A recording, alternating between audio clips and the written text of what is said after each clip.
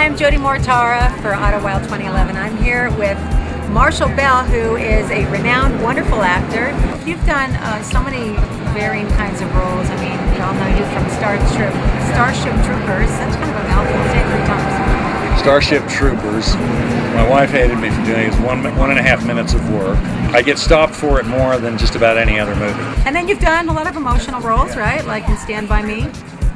Well, my point in Stand By Me was I was the one who was sort of emotionally cauterized. You know, I did what I was told by Rob Reiner. You were a hitman once. What was that like? That was in Twins with Arnold Schwarzenegger. Well, I have to thank the director Ivan Reitman. It would certainly be one of my favorite roles of all time. I like all my roles, but that role means a great deal to me, as does Ivan. Hope you hear this someday, Ivan. Where have you been, man? I know where you've been, but why aren't I there? I want to be with you, man. Rock and Roll Dreams of Duncan Christopher, of which he played the role Virgil. Well, Virgil is the uncle of the kid who plays the star who wrote the movie, who was this barista. I play a kind of anchoring role in it that anchors the 2 young, flaky young men who are trying to gain fame as karaoke stars. And then they go to instead, you know, they're going to the big city, and you're going, whoa, it's Tulsa. You know, it's not New York or Paris or anything, it's Tulsa. And they make that work. There's an absurd comic level to it, of course. And they even have a real karaoke star in it. Oh, really? Named Simply Irresistible. He's one of the greatest, nicest, sweetest people on earth, and he was an actor from Ohio who became a karaoke star for real in life after he did the movie. And how did you get involved with that film? I live up above a coffee shop called Pete's in Sunset Boulevard. And if you're there, I'll get you a cup of coffee. Thank you so much. You go to the one in Sunset? I go to the one in Tarzana. There was a guy that was coming in there, was a producer from Disney for whom we were working at the time. He says, well, I'm doing a little movie in Tulsa. I said, well, I'm from Tulsa. He said, really? And I said, yeah, you know, if you put me in the movie, I'll do it. He hustled around and stuff, and about 3 years later he had a script and he made an offer to my agent. And I was just extremely impressed with how these young kids were doing that. And then I reacquainted to myself with Tulsa and my family, and it's all very sentimental from there on. Well, I think you're a marvelous actor, and there's a lot of young actors that would like to know how you became what you are. It's a very tough story for them. Usually to become an actor and start to get on film and everything is a great struggle. Right. They come and they wait tables, and it didn't happen like that for me. I was discovered. Oh, man. And my wife is a well-known, I was just going to say Schwab's drugstore. Were you getting a soda?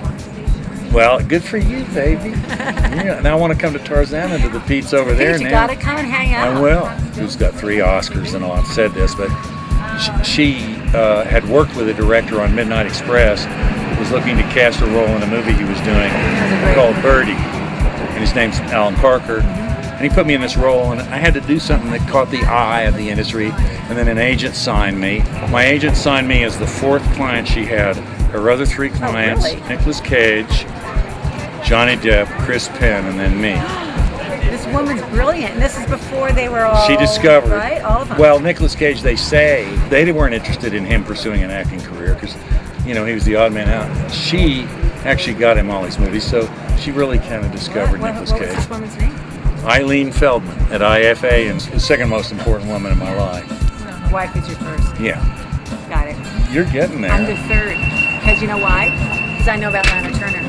So. Yeah, that got my attention. Yeah. I'm a legend in my own mind. What advice can you give directors in working with actors where they don't completely leave them alone, but they don't tell them, wait, although you like line readings, you said sometimes. I don't tell directors anything because I've worked with so many of them, and they have so many different styles. My main thing is to do as you're told. It's going to come out you. Just do as you're told and shut up and do as the director tells. And don't get in trouble with the director, you know. How do you get in trouble? Just by not... By trying to have your own territory and map out your own territory. Yeah. It's going to be your way anyway. Listen to them, say, yeah, I'll make that adjustment. Like with Paul on, for instance, not Starship Troopers, but on Total Recall. I mean, it was such a hard shoot. I just go to him and say, what are you talking about? And he'd go, well, but I am Dutch, but I will give you the reading in Dutch, isn't it? And I go, yeah, well, that's good. I can work with that, Paul. So anything coming up? Any roles that I've got 4 movies in the can. So glad you asked. Good. One of them is with Johnny Depp. It's called Rum Diary. Ooh. Filmed in Puerto Rico. Beautiful. He directed me in a movie called The Brave. Fantastic. Good director. You want to hear about my other movies? You want me to go? I want to hear 3 more movies. I think you're so cute. Thank you. So the next one was Rock and Roll Dreams of Duncan Christopher. I did a movie called Puncture with Chris Evans, who I think is the new, going to be an enormous star, because I love him and I'm actually maybe a bigger fan of his than I am of anybody at the moment. He's just got a great personality, but he did this little low-budget film which wasn't much bigger than Duncan Christopher with all of us. And they had such a great cast, and he just kicked butt. You've done so many movies, and so along the way, you know, you've picked up a lot of tips for how to work with directors. Yes. So is there a couple of words of wisdom you can give to new actors? When you first start, you learn your words. Everybody talks about don't over-prepare. Bull. Learn your words so well. I agree. So well. Later in life, you can maybe interpret, although it's backfired on me many times.